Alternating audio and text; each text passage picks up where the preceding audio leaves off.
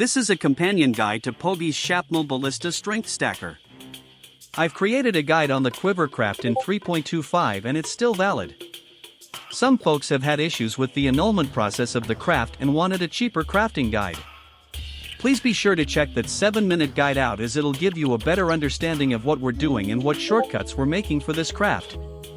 3.26 and 3.27 saw changes to beast farming and the introduction of Bound by Destiny. We'll use this as an opportunity for the optional upgrade to meet those requirements. Just like in the original video, we'll be using a non-fractured quiver base. We want item level 82 base. We'll be rolling using Deafening Essences of Rage, and we're looking for bow skills fire and additional projectiles mod.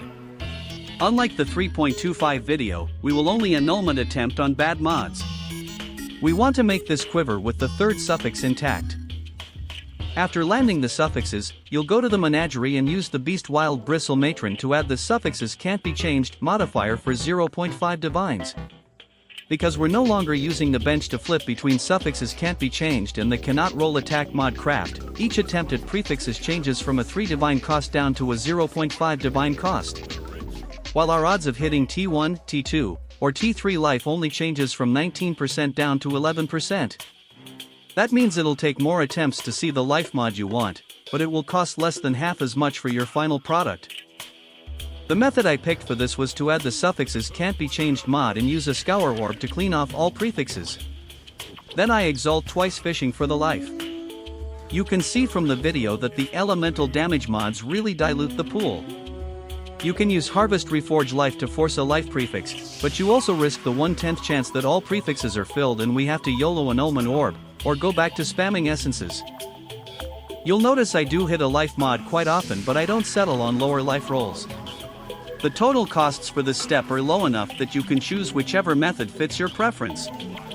Physical and elemental damage to attacks doesn't do anything for us because of our boots. You can go back to your hideout and use the crafting bench to block mods before exalting to save even more on costs, but in this example I was too lazy and just did the whole thing inside the menagerie. GGG, please add a crafting bench to the menagerie. It took me a total of 12 attempts at the prefixes, which is a 6 divine cost, plus exalted orbs.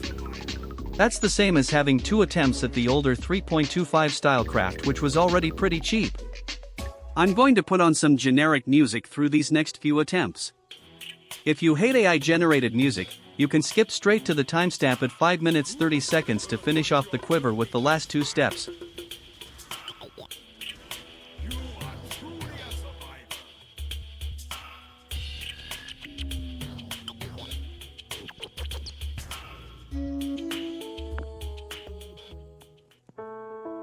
So many ways to rip.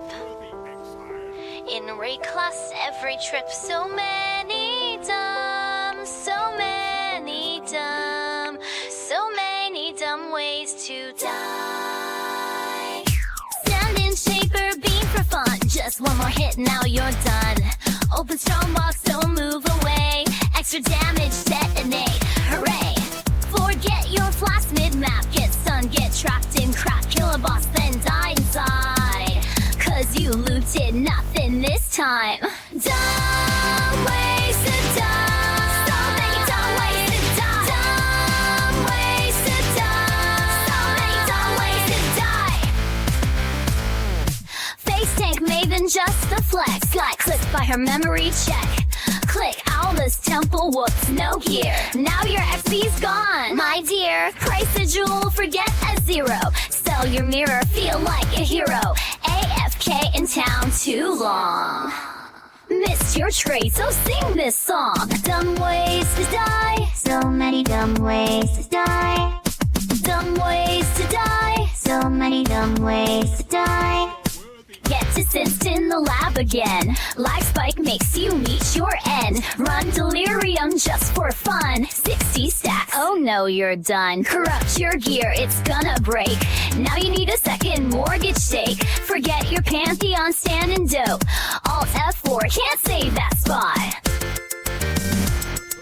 Crafting went wrong, RNG lie. You slam chaos, rest on the side. Still you'll log in one more day, cause exile life's the only way. Dumb ways to die. So many